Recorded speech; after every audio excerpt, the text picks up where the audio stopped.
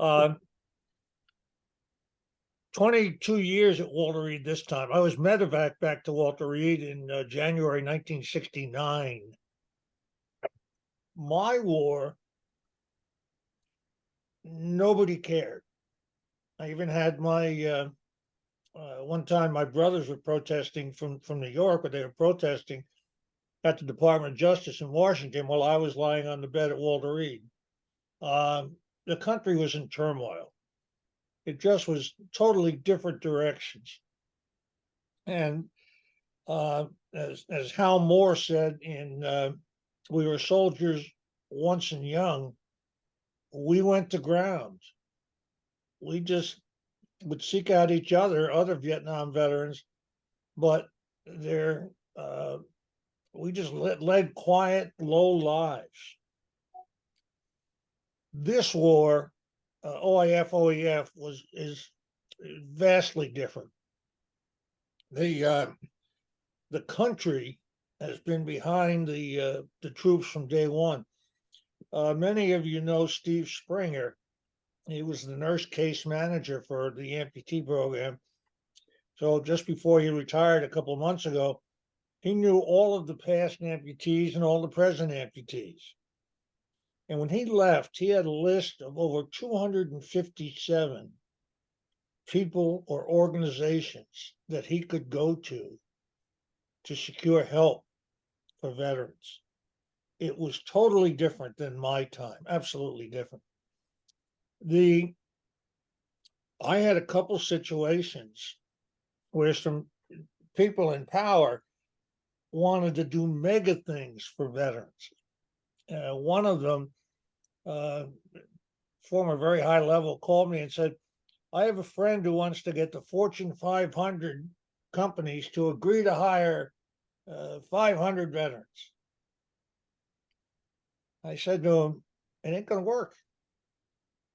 That isn't what is needed.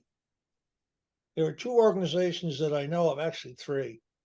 100 Entrepreneurs, Sentinels of Freedom, and the Semper Fi Fund. The way they work is they get one-on-one with the veterans first. That's how it works. You don't stand up and say, we are now going to be hiring 500 people. You go, I've got Joe here. Joe would be a great employee in your company.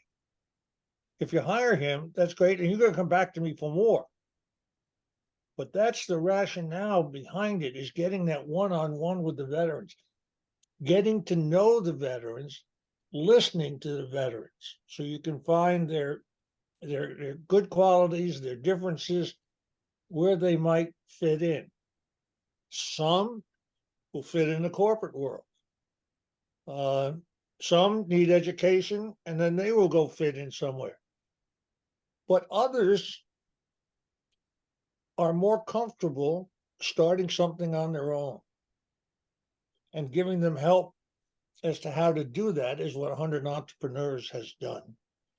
The track record, Bob told me on Saturday, something like over, how many, Bob, 500 to 600? Over 600 veterans and caregivers have started business, and it's over 250 different kinds of business. So it works. That's the bottom line. It works. So having watched this, Bob can give you the names of all the names of the people involved, but it fascinated me to see how many businesses these guys have started. During the course of this time, starting in 2010, I think, I started a business with my nephew, and it was always going to be his business. But at the time, and he had 9 kids, so at the time he had a job. He was not in a position to go full time. So I got it organized, got the state and all that kind of stuff squared away. We finally started getting enough contracts through his weekend work and whatnot that about 3 years out, we made a shift, and it became his business. Originally, we were at SDVOSB, so I was the president, It was computer technology, right? So, yeah, it was computer technology. It was we were the middleman between the computer manufacturers and the big clients like the government, uh, big aviation manufacturers, General Dynamics, Northrop Grumman, all of those. And the big companies don't buy from the big manufacturers, and the big manufacturers don't sell to the government or the big companies. They have middlemen that put the deals together. So that's what we were.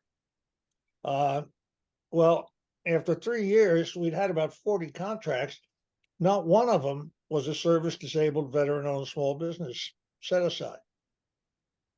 I had some serious questions about the efficacy of that program.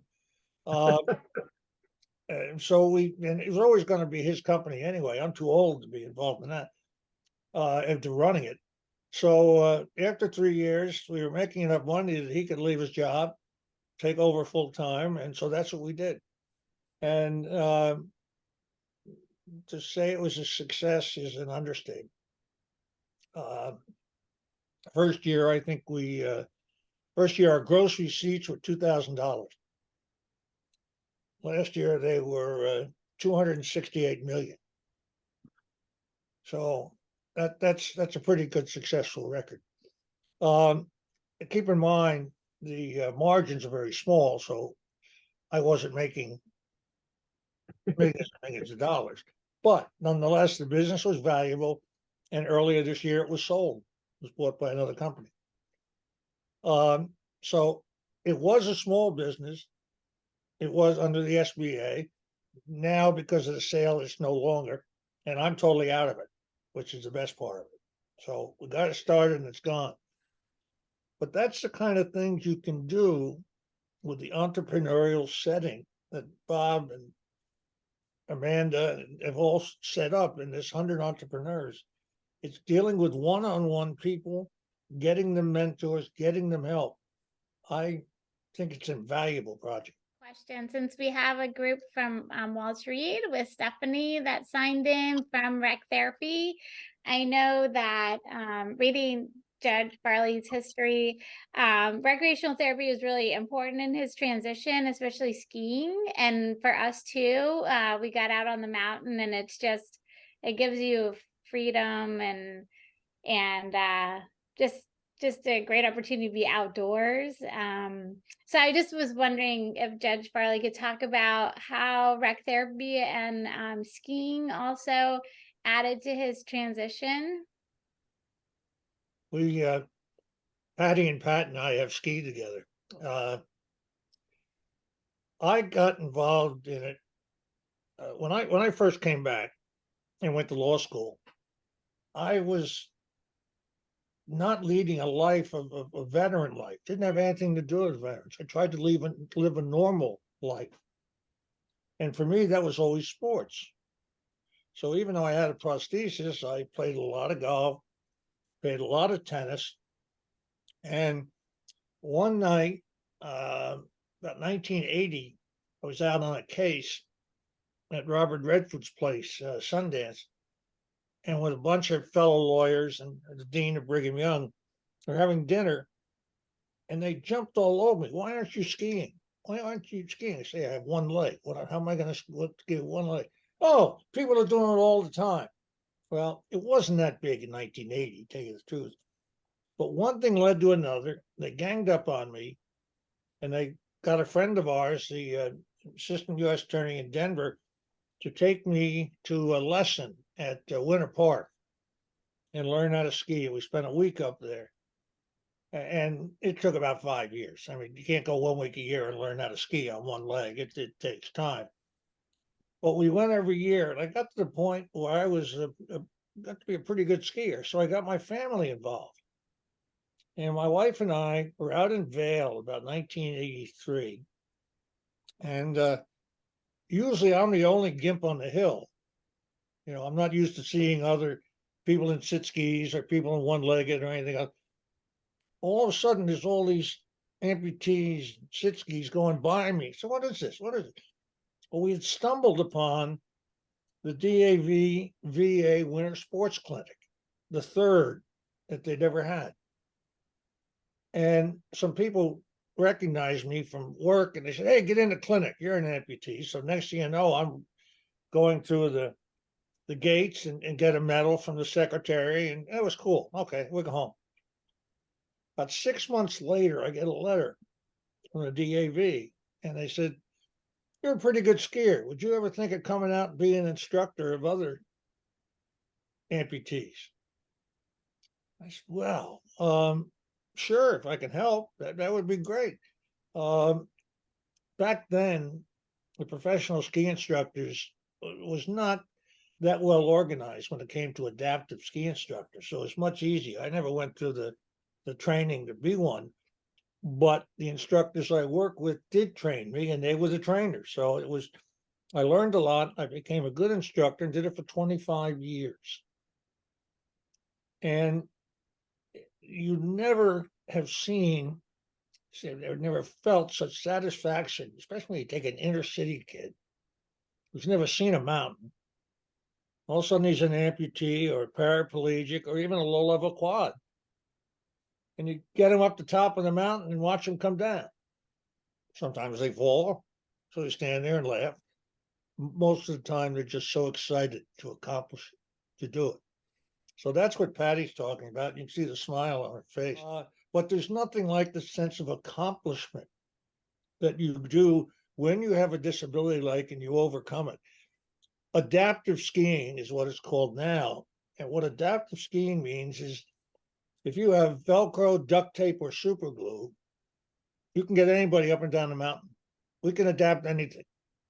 If you're a double amputee, we can get you on a sit ski or a mono ski.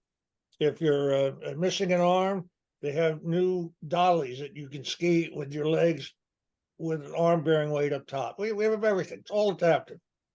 And so it gives them the sense of accomplishment, bypassing the disability. One of the things that I will never succeed in doing, but which I'd love to do, is get rid of the word amputee. I'd rather say it's a person. It's a person first. It's a male or female. Oh, who has an amputation, instead of categorizing them as an amputee. But we give each other grief on the hill. It is the most amazing week of camaraderie. It's all hugging.